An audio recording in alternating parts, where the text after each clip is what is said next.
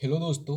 आज की इस वीडियो लेक्चर में हम इस बात को देखने की कोशिश करेंगे कि किस तरह से हम प्रीलिम्स एग्ज़ाम को कवर करें और किस रणनीति के माध्यम से दोस्तों हम प्रीलिम्स पास कर सकते हैं। ठीक है, तो आज की वीडियो में दोस्तों हम कुछ एक ऐसी रामबाण रणनीति के बारे में बात करेंगे जो प्रीलिम्स पास कराने के लिए हमें कारगर सिद्ध होती हुई दिखाई देगी। ठीक है दोस्तों, तो चलिए दोस्तों शुरुआत करते हैं। तो दोस्तों हम सभी को एक चीज़ को ध्यान रखना होगा कि जैसे ही हम हमारा सिलेबस कंप्लीट करते हैं और यूपीएससी के लिए हम तैयारी करते हैं, टेस्ट सीरीज देते हैं, तो दोस्तों हम एक चीज़ जो हम अधिकार इग्नोर कर देते हैं वो है दोस्तों एरिया को चुनना। सो दोस्तों हम जब ये बात करेंगे तो इसमें हम देखेंगे कि हमारे प्रीलिम्स को पास करने के लिए हमें कोर एरिया पर ध्यान देना होगा। तो दोस्तों हर सब्जेक्ट के अंदर क्या है, कुछ कोर एरिया हमें देखने को मिलता है। कोर एरिया के बाद दोस्तों कुछ मोस्ट इंपॉर्टेंट एरिया और इम्पोर्टेंट एरिया देखने को मिलता है। सो दोस्तों मैंने इसमें क्या किया है कि हमें हमारे जो सब्जेक्ट है उसको क्या है दोस्तों इस तरह से डिवाइड करना होगा कि हमें सबसे पहले जो कोर एरिया है उसको मैंने 5 स्टार वेटेज दिया है। फिर जो मोस्ट इंपॉर्टेंट एरिया है लेकिन कोर एरिया से हटके उसको मैंने 4 स्टार रेटिंग दी है। और जो दोस्तों इंपॉर्टेंट एरिया है हमारा उसको मैंने 3 स्टार रेटिंग दी है। और उसके बाद हमने क्या है दोस्तों लीस्ट इंपॉर्टेंट एरिया को कवर करना है। सो दोस्तों इसको पहले समझते हैं कि क्या होता है जो core area most important area. ठीक है, तो उनको मैंने क्या स्टार में रेटिंग दे के रखी है। तो 5 स्टार रेटिंग वाला हमारा कोर एरिया हो जाएगा। फिर उसके बाद हम देखेंगे कि हमारे पास क्या है 4 स्टार रेटिंग वाले टॉपिक्स होंगे और 3 स्टार रेटिंग वाले टॉपिक्स। सो दोस्तों इसको पूरे सब्जेक्ट को मैंने ना स्टार के अंदर डिवाइड किया है। ठीक है, सो दोस्तों ये तो हमारी प्रीलिम्स को पास करने की रणनीति होगी, लेकिन पहले हम देख लेते हैं कि कैसे। जैसे मान लो दोस्तों एक सब्जेक्ट हम उठाते हैं, हमने एक सब्जेक्ट उठाया हमारा इकोनॉमी का। अब इकोनॉमी के सब्जेक्ट में दोस्तों हमें पता होना चाहिए कि कहाँ से ज़्यादा क्वेश्चन फ्रेम किए जा रहे हैं। ठीक है, अब कोर एरिया मतलब 5 स्टार वाले टॉपिक। तो 5 स्टार वाले टॉपिक की यदि हम बात करें दोस्तों, तो जैसे एग्जांपल के रूप में जीडीपी वाला, तो जीडीपी का टॉपिक क्या हमारा 5 स्टार टॉपिक है। मतलब इसको हमें बेहतर रूप से कवर करना पड़ेगा और इसके दोस्तों जितने ज़्यादा रिवीजन हो सके उतने ज़्यादा रिवीजन करने हैं। फिर नेट नेशनल प्रोडक्ट, ठीक है, नेशनल इनकम, इन्फ्लेशन क्या होती है, इन्फ्लेशन के कॉज एंड इफेक्ट क्या होते हैं, ठीक है, आरबीआई की मॉनेटरी पॉलिसी क्या होती है, ठीक है, अलग अलग प्रकार के जो बैंक रेट होते हैं, सीएलआर, एसएलआर, ठीक है, रिजर्व रेपो रेट है ना, इनको इनको हम कवर करते हैं। हम आरबीआई की एक्सपांशनरी मॉनेटरी पॉलिसी की बात कर सकते हैं, इसके अंदर कॉन्ट्रैक्शनरी मॉनेटरी पॉलिसी की बात कर सकते हैं। ठीक है, सीआरआर की बात करेंगे। ठीक है, हम सीआरआर, एसएलआर, ठीक है, इनकी बात करेंगे। Liquidity adjustment facility, MCLR. ठीक है, यदि हम बात करेंगे गवर्नमेंट की, तो गवर्नमेंट क्या दोस्तों राजकोषीय नीति के माध्यम से काम करती है। ठीक है, तो फिस्कल पॉलिसी क्या होती है, फिस्कल पॉलिसी किस तरह से काम करती है और किस तरह से दोस्तों इसका मार्केट इंटरवेंशन हमें देखने को मिलेगा। सो इस तरह से दोस्तों क्या है, मैंने इकोनॉमी सब्जेक्ट के अंदर क्या है 5 स्टार टॉपिक को अलग किया और इन अलग अलग 5 स्टार वाले टॉपिक का मल्टीपल रिवीजन किया और मल्टीपल टाइम क्या है दोस्तों इसके ऊपर कमांड स्थापित की और देखा कि पीवाईक्यू हमें कितने देखने को मिले। तो दोस्तों ये 5 स्टार का मतलब यहाँ से पीवाईक्यू भी बहुत ज़्यादा पूछे गए हैं और ये कोर एरिया यूपीएससी का प्रीलिम्स में हमें देखने को मिलेगा। ठीक है, अब जैसी बात करें दोस्तों 5 स्टार के बाद हम बात करते हैं 4 स्टार टॉपिक, मतलब थोड़ा इंपॉर्टेंट वाले। ठीक है, तो ये भी हमारा मोस्ट इंपॉर्टेंट टॉपिक ही होते हैं दोस्तों, लेकिन इनका वेटेज हमने थोड़ा सा कोर से कम दिया। जैसे कि दोस्तों इंफ्रास्ट्रक्चर पर सरकारें कैसा ध्यान दे रही है, इकोनॉमिक डेवलपमेंट, ये भी दोस्तों हमारा इंपॉर्टेंट टॉपिक है। ठीक है, हमारा बैलेंस ऑफ पेमेंट कैसा है, हमारा बैलेंस ऑफ ट्रेड कैसा है, हमारे फॉरेक्स रिजर्व किस तरह से काम कर रहे हैं, तो ये भी दोस्तों हमारे इंपॉर्टेंट टॉपिक है। तो इनको 4 स्टार रेटिंग देकर दोस्तों हमने दिया है। ठीक है, ह्यूमन कैपिटल किस तरह से फॉर्मेशन हो रहा है भारत के अंदर, डिजिटल पेमेंट किस तरह से हो रहा है बैंकिंग के अंदर। ठीक है, वो बैंकिंग के अंदर अलग अलग प्रकार के इंडेक्सेस और रिपोर्ट है, तो उनके जो मानदंड है उनके आधार पर दोस्तों किस तरह की परफॉर्मेंस हमें देखने को मिलेगी, ये सब क्या है दोस्तों मैंने 4 स्टार कैटेगरी में रखा है। मतलब 5 स्टार और 4 स्टार कैटेगरी में दोस्तों वे टॉपिक रखे गए हैं जहाँ से क्वेश्चन मैक्सिमम बनते ही बनते हैं और जहाँ से दोस्तों हमें कभी भी हमारी प्रिपरेशन को कमज़ोर नहीं होने देना है। ठीक है, नेक्स्ट बात करेंगे अब हम 3 स्टार वाले टॉपिक की, कि कुछ 3 स्टार वाले टॉपिक भी होते हैं। ठीक है, तो जैसे कि टाइप्स ऑफ इन्फ्लेशन क्या हो गया। तो दोस्तों टाइप्स ऑफ इन्फ्लेशन के ऊपर क्वेश्चन पूछा गया है हर बार, लेकिन दोस्तों टाइप्स ऑफ इन्फ्लेशन पर क्वेश्चन नहीं पूछा गया। ठीक है, जैसे capital market flow, capital market में जो मनी का फ्लो होता है वो कैसे होता है। कैपिटल मार्केट दोस्तों हमारा 5 स्टार टॉपिक है, लेकिन जो फ्लो ऑफ कैपिटल है ये हमारा क्या है थोड़ा सा लीस्ट इंपॉर्टेंट टॉपिक हमें देखने को मिलेगा।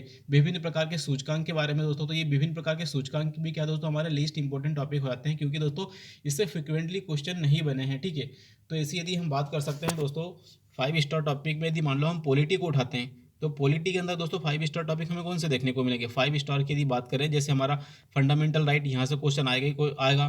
ठीक है, यहाँ पर संघ की जो कार्यपालिका, यहाँ से क्वेश्चन आएगा ही आएगा। ठीक है, एग्जीक्यूटिव की हम बात करेंगे।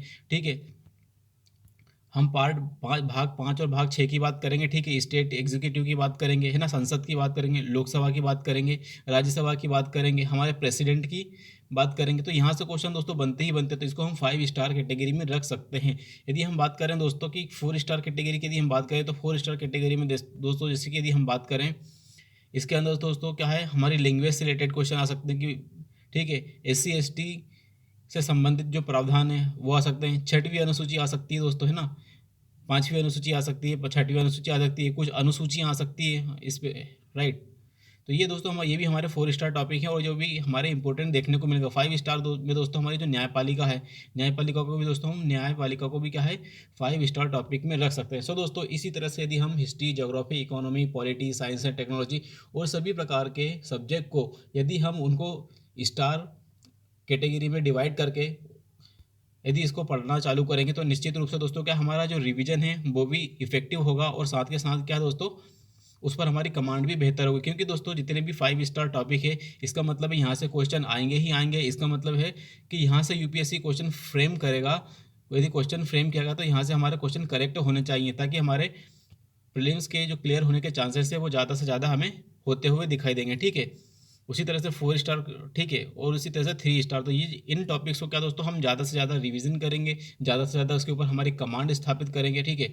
अब बात करते हैं दोस्तों कैसे हमारी जो अप्रोच है वो कैसी होनी चाहिए एग्जामिनेशन हॉल में। सो दोस्तों एग्जामिनेशन हॉल की यदि हम बात करें तो 2024 का जो प्रीलिम्स है उसके अंदर हमने देखा कि जो कट ऑफ है दोस्तों, क्या है, कट ऑफ कभी भी है ना 80 से 90 के बीच में ही झूलता रहता है। इसका मतलब क्या है दोस्तों, हमारा टारगेट होना चाहिए कि हमारा जो नेट 45 क्वेश्चन हमारे सही होने ही चाहिए। तो दोस्तों 45 क्वेश्चन करना दोस्तों, यदि हम स्टार कैटेगरी में बांटकर हमारा रिविजन करेंगे तो निश्चित रूप से क्या है दोस्तों, हम 45 का पहले ही राउंड में अटेम्प्ट कर पाएंगे पूरे क्वेश्चन, ठीक है। यदि बात करें इकोनॉमी की, तो दोस्तों यदि हम बात करें इकोनॉमी की, तो इकोनॉमी से हमें क्या है लगभग 10 क्वेश्चन करने, क्योंकि दोस्तों 15 से 18 क्वेश्चन आते हैं। लेकिन हम मान लो कि करंट अफेयर रिलेटेड कुछ क्वेश्चन ऐसे आ गए जो हमसे नहीं बनेंगे, तो हम क्या करेंगे दोस्तों, इकोनॉमी से 10 क्वेश्चन उठाएंगे।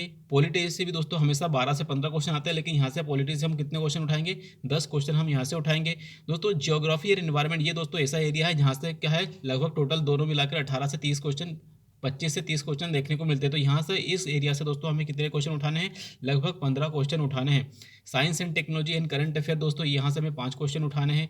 हिस्ट्री दोस्तों थोड़ा टफ होता है, इसलिए दोस्तों हमें क्या है फैक्चुअल इन्फॉर्मेशन हमारे पास ज़्यादा नहीं हो तो हम कर सकते हैं कि मात्र 5 क्वेश्चन यहाँ से उठाएंगे और अदर से हम 5 क्वेश्चन उठाएंगे। तो इस तरह की दोस्तों रणनीति यदि हम बनाएंगे तो निश्चित रूप से हम पहले ही राउंड में हमारे 45 क्वेश्चन को हम टारगेट कर पाएंगे, ठीक है। तो दोस्तों यदि इस तरह की अप्रोच अपनाकर यदि हम काम करेंगे तो निश्चित रूप से हम हमारा जो GS1 का पोर्शन है उसके अंदर हमारा काम हो जाएगा, ठीक है। यदि बात करें दोस्तों CSET की, तो यदि दोस्तों ये जो प्लान उसके लिए है जो क्या है कॉम्प्रिहेंशन पर फोकस है, और साथ के साथ दोस्तों डेली न्यूज़पेपर रीडिंग करता है। यदि दोस्तों यदि आप डेली न्यूज़पेपर रीडिंग करते हो तो आपका कॉम्प्रिहेंशन ऑटोमेटिकली स्ट्रांग हो जाता है, ठीक है।